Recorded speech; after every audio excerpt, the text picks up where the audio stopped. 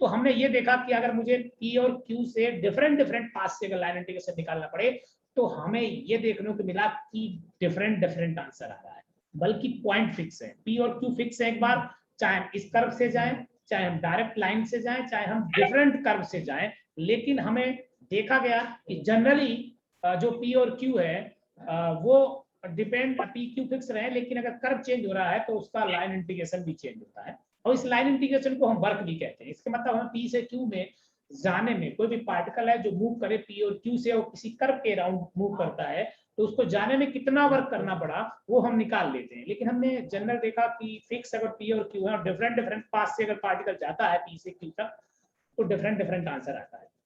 लेकिन देखा यह गया कुछ समय बाद कि यार हमारे इस फील्ड में, जो हमारी फील्ड वर्क कर रही है, जिस फील्ड में हमारा कर्व हमने ड्रा किया है, जिस कर्व को अराउंड जा रहे हैं या पी और क्यू जिसमें पॉइंट है, वो फील्ड भी डिपेंड करती है।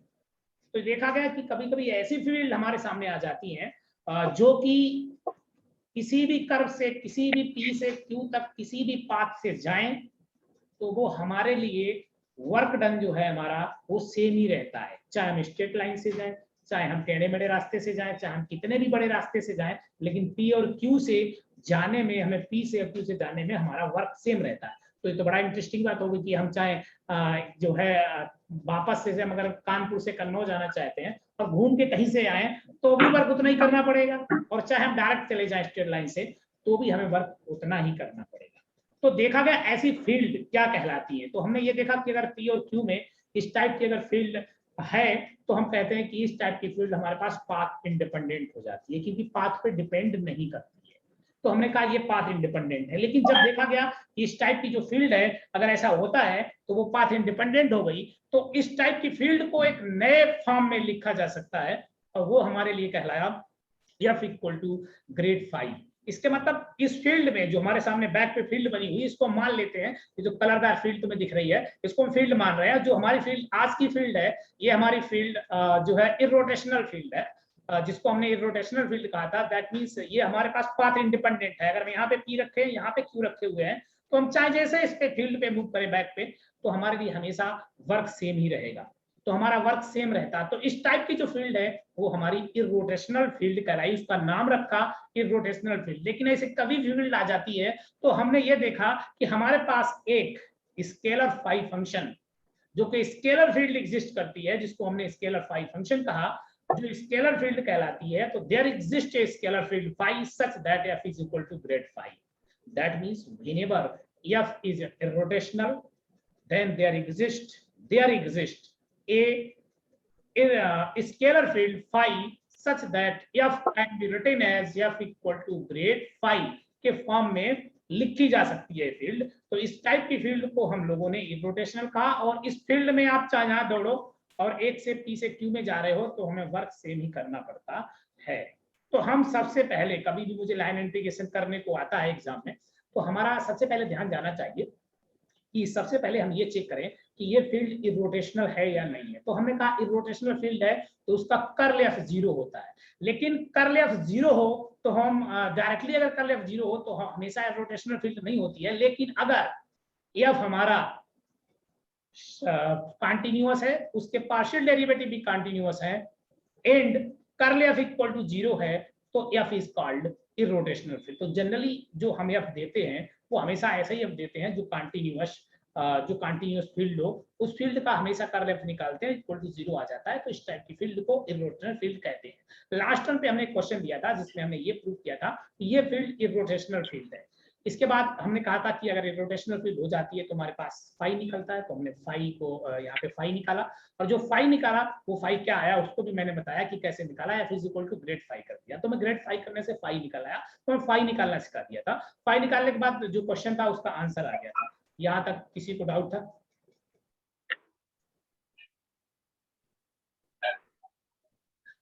इस क्वेश्चन ने ये कहा कि Y square Z cube cos X minus 4x cube Z into D X plus 2z cube Y sine X D X plus 3y square Z square sine X minus X power 4 D Z is an exact differentiable of the function phi and find the phi. तुम सबसे पहले मुझे ये check करके बताओ कि जो आपके सामने फील्ड लिखी है, तो क्या ये इर्रोटेशनल फील्ड है? ओके, इस फील्ड इर्रोटेशनल है कि नहीं है? तो सबसे पहले we can find the curl F. Okay, so find the curl F. If the curl f equal to 0, then we can find the such phi equal to f is equal to grade phi. तो सबसे पहले check करो कि हमारे लिए जो field है वो इर्रोटेशनल है या नहीं है, तो कर्ल एफ निकालिए.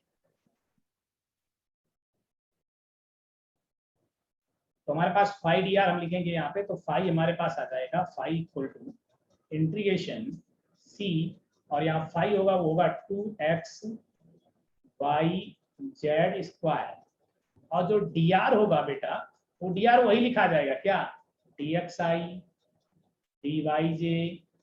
तो यहाँ पे 3 जो आंसर आएगा वो आंसर आएगा ijk में. ठीक है, इंटीग्रेशन इसके साथ ये पार्ट करो, इसके साथ ये पार्ट करो, इसके साथ ये पार्ट करो, तीनों के इंटीग्रेशन निकालने हैं. और कर्व आपको दिया गया x equal to T square, Y equal to 2t, z equal to T cube, और t की लिमिट भी दी गई है. तो आप इस वाले क्वेश्चन में x equal to T square put करो, y equal to 2t put कर दीजिएगा, z equal to T cube put कर दीजिएगा, और dx निकाल लीजिए, dy निकाल लीजिए, dz निकाल लीजिए, यहाँ पे पुट कर दीजिए, t इक्वल टू 0 से 1 ले लीजिए. आंसर जो आएगा वो वेक्टर फॉर्म में आएगा ijk. तो मुझे फाइनल आंसर कैलकुलेट करके बताइए.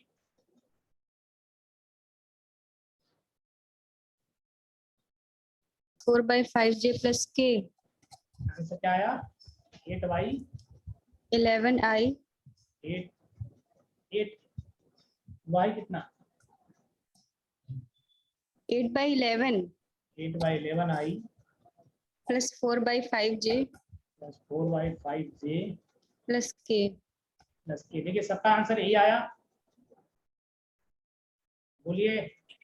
यस सर, यही आ रहा. यही आंसर आया होगा, शायद आंसर यही है. ठीक, तो जिसका ना आया हो तो बताओ, तो मैं सॉल्व करूं. तो इनका अमितेश आंसर आया? आ गया. Yes sir.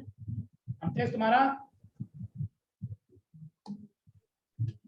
स्वाति नहीं आया तुम्हारा? आ गया, ठीक, गुड. अच्छा, अमितेश तुम्हारा आया? पहले वॉइस ऑन करो फिर बोलो.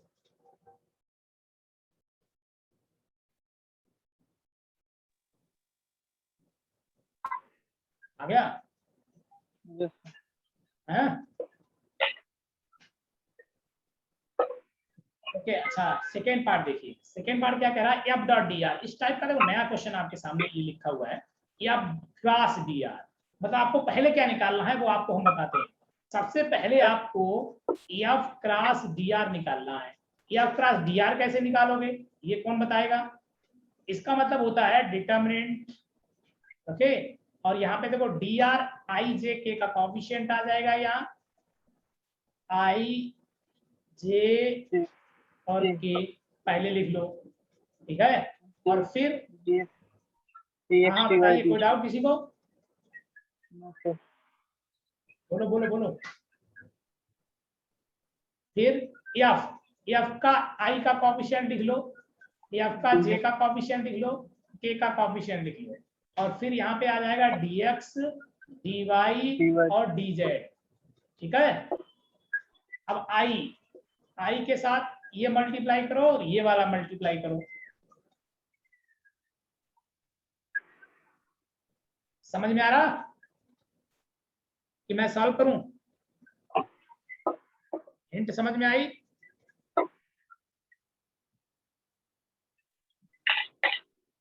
बोलो भाई.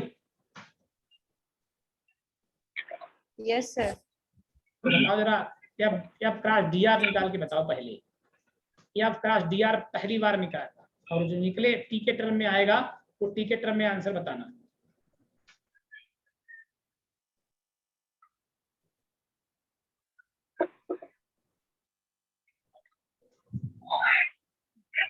दोबारा बताएं. मैंने जो ऑलरेडी लिखा हुआ है ना आई जे के, फिर उसके कोएफिशिएंट्स लेके dx dy, उसमें क्वेश्चन सॉल्व किया. ऐसे भी सॉल्व करो. तुमने आई जे के लिखा और एफ को क्या लिखा? सर आएगा तो वही ना, क्या आएगा? हम वैल्यू पहले रखते हैं या बाद में रखते हैं? हाँ चाइना तो बट आएगा वही, बट आई के साथ टी का कोएफिशिएंट आएगा, ये हम कह रहे हैं, आएगा वैसे ही।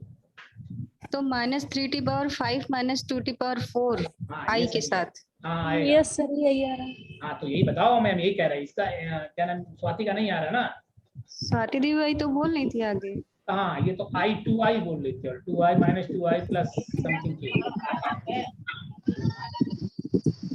हमारा क्या है स्वाति?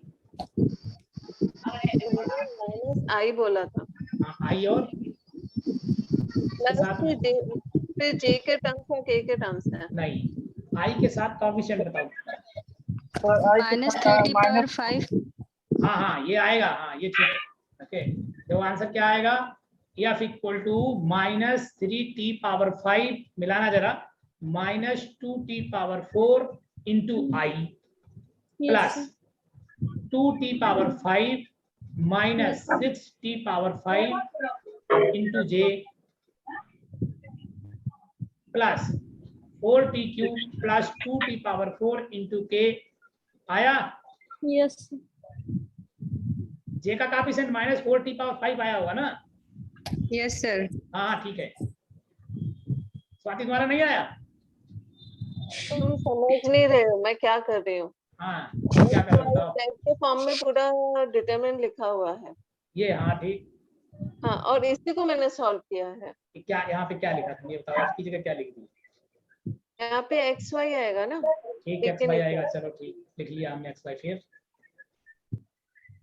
जे के नीचे माइनस के आएगा, माइनस जेड माइनस के आएगा, आएगा, फिर माइनस जेड, माइनस जेड आएगा, ठीक। फिर then X square. X square आएगा, ठीक। ये डीएक्स आएगा, हाँ डीवाई आएगा, हाँ ये डीजेड आया। चलो हाँ। हम तुम्हारे सामने आई का कोएफिशिएंट लिखते हैं, आई हम्म इसका इसके साथ multiply minus Z D Z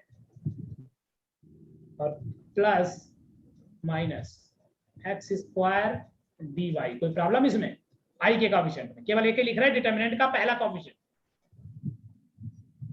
कोई प्रॉब्लम? ये क्या कर दिए इसको, का इंटीग्रेशन कर दिए कि डिफरेंशिएशन? नहीं मैंने डीजेड आगे लिया था। हैं?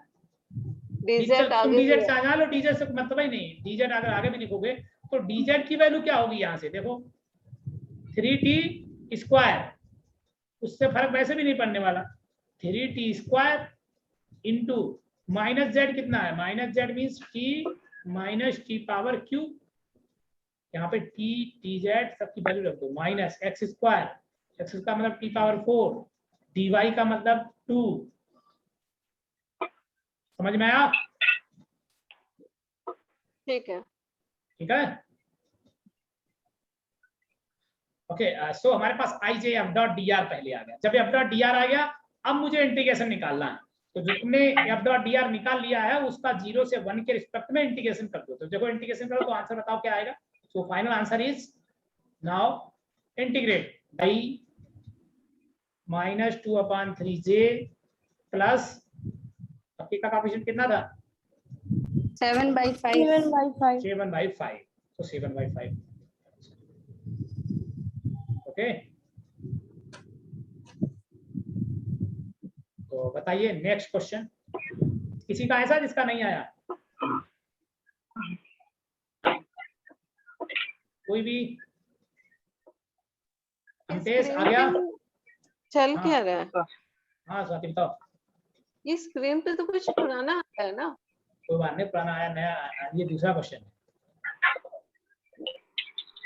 अरे वो क्वेश्चन हटा दिया हमने, ये दूसरा क्वेश्चन दिख रहा है, दूसरा क्वेश्चन दिख रहा है।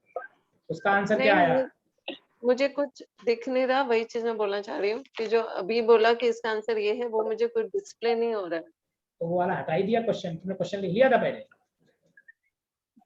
क्वेश्चन नहीं, आंसर की बात कर रही हूँ। अभी जो बोल रहे थे वो कहीं लिख रहे थे क्या? नहीं लिख नहीं रहे, कहीं नहीं बोल ही रहे थे। -9/10i -2/3k j 2/3 आया ना। हाँ +7/5k। हाँ ठीक, गुड। Okay next question 37। ये क्वेश्चन एक्सरसाइज सॉम की सीरीज, सॉम सीरीज का क्वेश्चन है जो कि एक्सरसाइज का 37 क्वेश्चन है। ठीक है, हम सॉम सीरीज तुम्हें लगवा दे रहे हैं। तुम्हें अपने बुक जो तुम्हारे पास इंडियन राइटर की हो उसको सॉल्व कर सकते हो। जो भी बीएससी की है बुक आपके पास हो तो उसको सॉल्व करो, बताइए।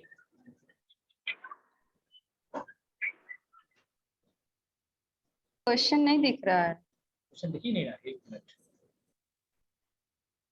अब दिखा? नहीं सर। नहीं दिखा, ठीक है।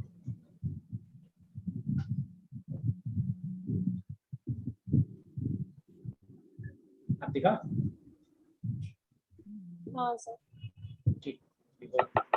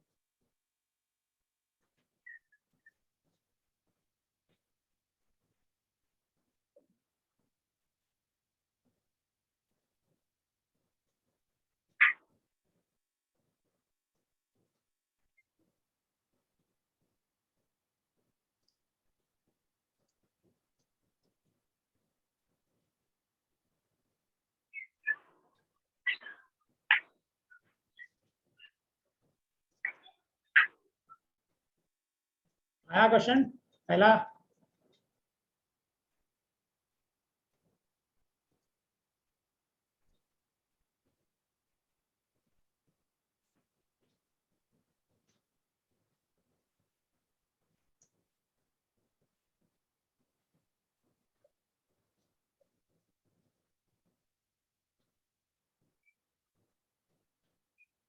पहला आया? 7 सर। क्या आया?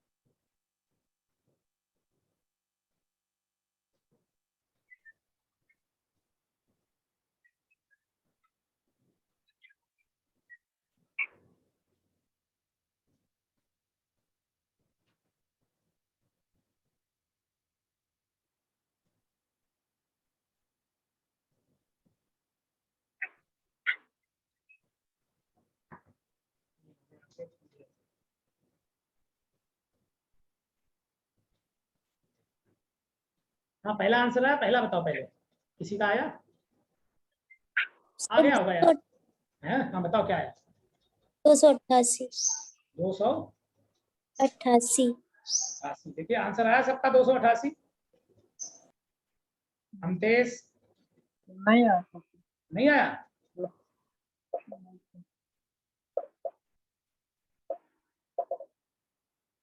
प्रियंका तुम्हारा आया? नहीं सर। नहीं आया? अच्छा, तो देखो हम आपको बताते हैं कैसे करेंगे। 0 से 1 कर देंगे, ठीक, और a डॉट डी आर निकालना है। a डॉट डी आर आ जाएगा 2y+3 into D X plus X Z D Y plus Y Z minus X into D Z. इतना लिख लिया था? नहीं लिखा हो तो अब लिखो, ठीक। ये आ जाएगा a डॉट डी आर, जब a ये रखोगे और D R D X I D Y आ जाएगा। अब क्या करो, पहले क्वेश्चन में x is equal to 2t² रख दो और y इक्वल टू t रख दो, z equal to t cube put कर दो, और dx की जगह क्या रख देंगे? यहाँ पे देखिए dx क्या आ जाएगा, यहाँ पे dx आ जाएगा 4t dt, dy क्या आ जाएगा ओनली dt, dz क्या आ जाएगा 3t स्क्वायर dt। हाँ प्रियंका समझ गए? ऐसे आंसर नहीं। हाँ तो ऐसे ही किया ना, ऐसे किया तो एक बार कैलकुलेशन चेक कर लो फिर से, ये सब पुट करके एक बार फिर से पुट करो, फिर कैलकुलेशन चेक करो, आंसर सही आएगा, यही आएगा, वो प्रोसेस नहीं है ना। हाँ हमतेज तुम्हारा आया? तो उतना मैच नहीं कर रहा है। मैच नहीं कर रहा है? एक मिनट, तुम्हारा क्या आंसर है? कैलकुलेशन कहीं गड़बड़ हुआ है। तुम्हारा आंसर क्या है? हो सकता है तुम्हारा सही हो। तो मेरा अपॉन में आना है। हाँ अपन में क्या आया? 288 210 210। तुम्हारा क्या आया अंजलि? 298/35। 299/35। लो सबके अलग अलग। 298/35। हाँ प्रियंका क्या बोल रहे? यही है सर 298/35। Yes sir. एक मिनट हम चेक करके तुम्हें बता दे रहे हैं आंसर। क्वेश्चन कौन सा था? क्वेश्चन नंबर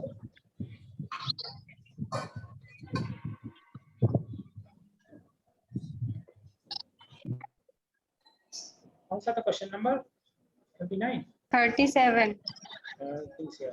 37 का आएगा 288/35 आया? यस सर आ गया। 288/35 किसका किसका आया? आ गया सर। ये चेक करो, पहले का आंसर ये आएगा, तुम्हारा गलत आंसर हुआ, क्या नाम? नहीं सर 35 आ रहा था, हमने बताया, ध्यान नहीं दिया था, नीचे लिखा तो बताया क्यों नहीं? बताना चाहिए।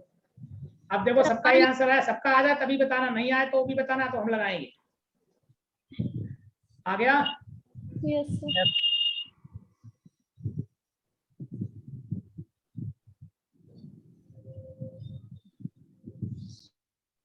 आंसर आ जाएगा तो is equal to grad 5। Any doubt? आप कोई डाउट हो लाइन इंटीग्रेशन बताओ, क्योंकि लाइन इंटीग्रेशन का लास्ट पार्ट हो चुका है, हो सकता है हम कल से आपको सरफेस इंटीग्रेशन पढ़ाएं।